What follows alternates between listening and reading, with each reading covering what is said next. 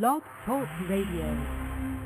And I think we should just get the show started. Are you guys ready to hear new and up-and-coming talent here on Kempire Radio? I bring you guys nothing but the best. That's exactly why it's called I'm a Star.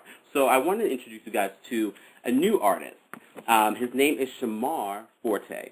He's a singer, songwriter, and actor, and is definitely a talent to look out for.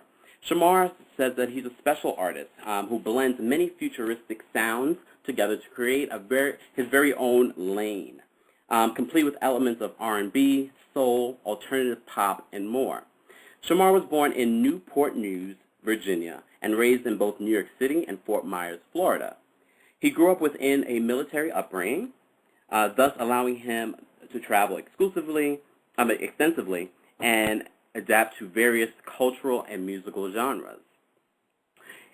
Shamar has also done some acting. He played Cece in the New Jersey production company of Dreamgirls. He also was the Tin Man in the 10-city tour of Harlem live version of The Wiz.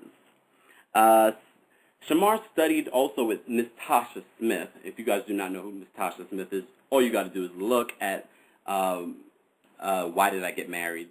The crazy woman in that, the funny one, the one that you always remember, that's Tasha Smith.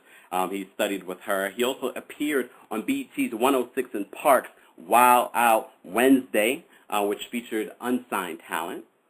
He's currently collaborating with New World, a successful group of producers and songwriters who have been behind the likes of the Jonas Brothers and JoJo. Shamar says, music speaks all languages. It's a way to reach people, and it's something that everyone can relate to. He goes on to say that, I'm the voice for the person who's scared to have one. That's big, big, big words right there. So I think we should just hear some of what Shamar Forte is about. So you guys ready to hear some new music from a new artist? Well, here is What You Gonna Do by Shamar Forte, here on Kempire Radio.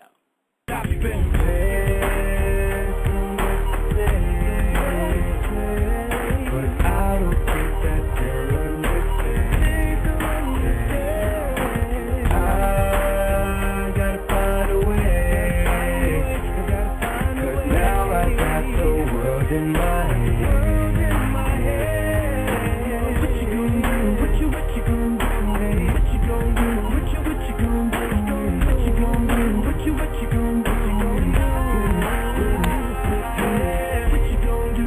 What you gonna do? What you gonna do? What you gonna do? What you gonna do? What you gonna do?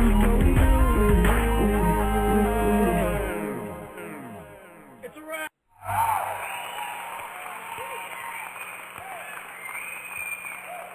Yeah, that was Shamar Forte. What You Gonna Do? The first featured artist here on Kempire Radio. Second time around, I'm a Star Showcase. Please, everyone, welcome Shamar Forte to Kempire Radio. Shamar. Mr. Kemp, what's going on, sir? How are you living? I'm very tired right now, but I'm going to get it together. That's the life. That's the life of a hustler, you know what I'm saying? Sleep in the bank line. Oh, Lord, I didn't tell you about it. But let's talk about you, and let's talk about your music. People in the chat room were definitely feeling the music. Okay. How would you describe your music to them? I'll basically just say it's a blend, like you introduced earlier. It's just a blend of different sounds to create my own lane. A lot of my music sounds dark. It sounds like it comes from a dark place, but it's also very positive. So if you actually listen to the message behind the music, you'll definitely find like the light. Definitely. In your bio, it says that I think I have a grittier way of saying positive things. Can you kind of just explain what you mean by that? Yeah, definitely, because a lot of times when you want to convey something in music and you want to convey something positive, it has a very poppy sound to it. It has a very commercial Disney kind of sound. I just have a darker way of saying that. Like even that song, What You're Gonna Do, is basically about, having the word in your hands, being given the opportunity, and now that you have it, what are you gonna do with it? But, just hearing the music by itself without the lyrics, it sounds so dark, and you know what I'm saying, you don't really know how to take it. But when you actually listen to it and let it, when you let it sink in, you realize like, wow, this is a really positive song and a moving song.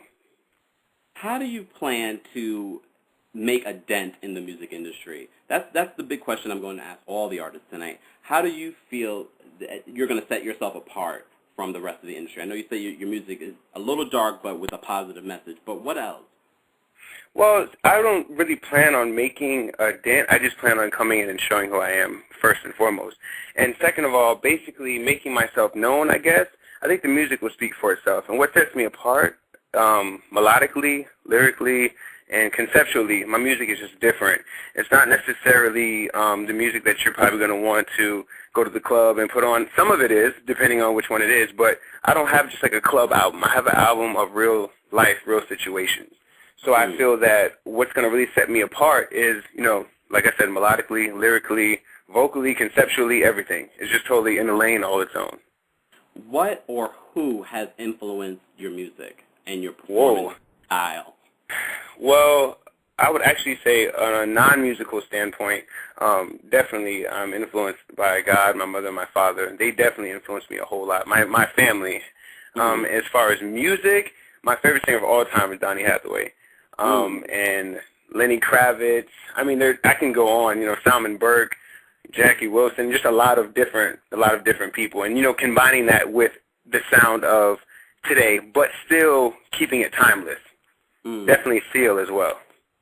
Are there any producers or songwriters that you feel you would collaborate with that would, convey your message the way that you want?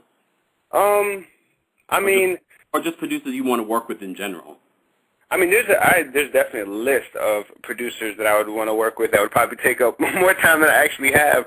But I mean, right now where I am with the production team that I'm working with, they really get where I am and where I'm going and where, where I want to go vision-wise completely.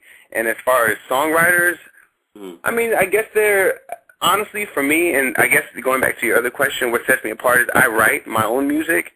So therefore, like, you're getting an honesty from me. You're getting a truthful side. You're not getting what I'm manufactured to be or the perception that the industry wants you to have. You're getting straight from the horse's mouth.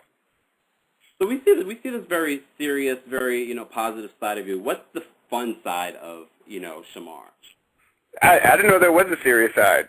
So I guess you're kind of telling me something I didn't know. There's a whole lot of fun things. I really try to take things, especially where I'm at right now, too seriously, just because life is going to have its ups and downs. You know what I'm saying?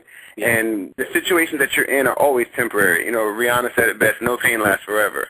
So actually, I don't really take anything too seriously besides my craft. So if it sounds like I'm passionate about it, that's probably why. That's the one thing that I'm really passionate about it because, as an artist, artists are very sensitive. And I pour my heart and my soul into my music, literally. And like I said, because I write it and it comes from me, I guess I would just have to be serious about it. How did you start writing and performing? How did you know this was my time, this is what I want to do, that kind of thing? Honestly, I was 7 years old, and I had to sing for the school that I was attending at the time. And I had a solo, and I was so nervous. And I had practiced with, the choir teacher over and over again. Fast forward, we had the show, and I had a standing ovation.